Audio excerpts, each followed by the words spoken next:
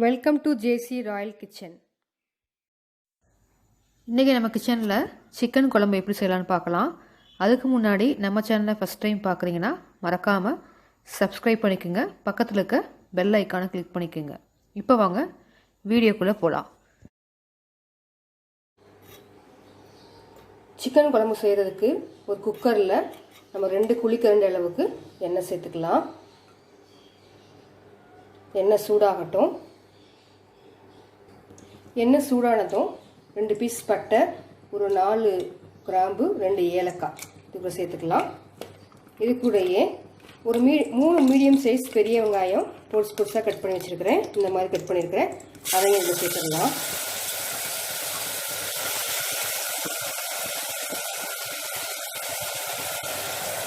இது கூடயே 2 வரமிளகாய் சேர்த்துக்கலாம்.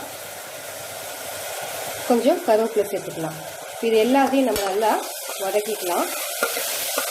வெங்காயம் நல்லா நமக்கு வதங்கணும். அது வரைக்கும் நம்ம நல்லா வதக்கி எடுத்துக்கலாம். வெங்காயம் நல்லா வதங்கிடுச்சு. நம்ம இது கூட ஒரு 3 மீடியம் சைஸ் தக்காளி பொடியாக கட் பண்ணி வச்சுருக்கேன். அதையும் இதுக்குள்ள இப்போ சேர்த்துடலாம்.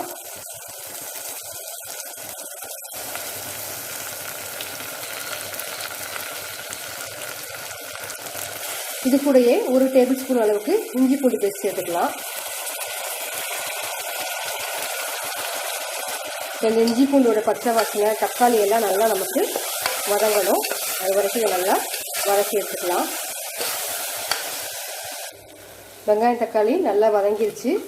இஞ்சி பூண்டோட பச்சை வாசனை நமக்கு போயிடுச்சு. இப்போ நம்ம மசாலா சேர்க்க ஆரம்பிச்சிடலாம். 1/4 டீஸ்பூன் மஞ்சள்தூள், 1 டேபிள் ஸ்பூன் மிளகாய்த்தூள், ஒரு 1 டேபிள் ஸ்பூன் மல்லித்தூள், 1/2 டீஸ்பூன் கரம் மசாலா, ஒரு 1/2 டீஸ்பூன் கரம் மசாலா போட்டுக்கோங்க. எல்லாத்தையும் நல்லா நம்ம மிக்ஸ் பண்ணிக்கலாம். இது கூட கொஞ்சம் தண்ணி கூட நம்ம சேர்த்துக்கலாம். மசாலாஸ் ஒன்று செய்கிறதுக்காக கொஞ்சமாக தண்ணி சேர்த்துக்கலாம். இந்த மசாலாவோட பச்சை வாசனை போக வரைக்கும் நம்ம இதை நல்லா வதக்கிக்கலாம். இப்போ மசாலாவோட பச்சை வாசனைலாம் போய் நமக்கு எண்ணெய் நல்லா தெளிஞ்சு வந்திருக்கு. இப்போ இது கூட நம்ம சிக்கனை சேர்த்துடலாம். இப்போ 1/2 கிலோ சிக்கனை நல்லா கழுவி எடுத்து வச்சுருக்கேன். அது கூட ஒரு உருளைக்கிழங்கும் நான் கட் பண்ணி வச்சுருக்கிறேன். இப்போ இதை வந்து நம்ம அது கூட சேர்த்துக்கலாம். இப்போ சிக்கனை அது கூட நம்ம சேர்த்துக்கலாம்.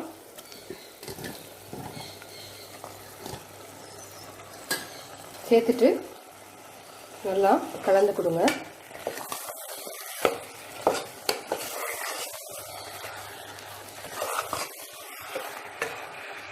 இப்போ குழம்போட கன்சிஸ்டன்சி உங்களுக்கு எந்த அளவுக்கு வேணுமோ நீங்கள் அந்த அளவுக்கு தண்ணி சேர்த்துக்கலாம். தண்ணி சேர்த்துட்டு ஒரு 2 விசில் விடுங்க போதும். நமக்கு சிக்கனுங்கிறனால சீக்கிரமாக வெந்துடும். நான் ஒரு 2 டம்ளர் தண்ணி சேர்த்துருக்கேன். இப்போ இந்த ஸ்டேஜில் நமக்கு குழம்புக்கு தேவையான அளவு உப்பு சேர்த்துடலாம்.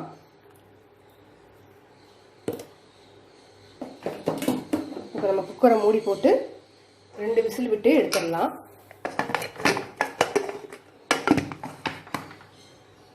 2 விசில் வரட்டும். அது வரைக்கும் வெயிட் பண்ணலாம்.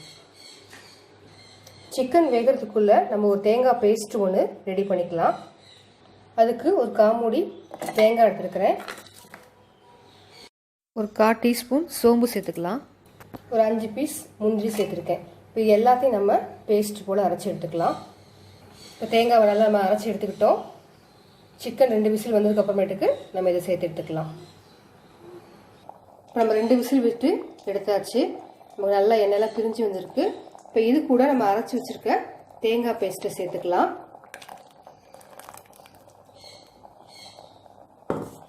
சேர்த்துட்டு ஒரு 5 நிமிஷம் நமக்கு இந்த தேங்காயோடைய பச்சை வாசனைலாம் போகணும். அது வரைக்கும் நம்ம கொதிக்க விட்டு எடுத்துக்கலாம். உங்களுக்கு இந்த கன்சிஸ்டன்சிலே போதும்னா நீங்கள் இது கூட தண்ணி சேர்க்க வேண்டாம். இல்லை இன்னும் கொஞ்சம் உங்களுக்கு தண்ணியாக வேணும் அப்படின்னா நீங்கள் இந்த ஸ்டேஜில் தண்ணி சேர்த்துக்கலாம்.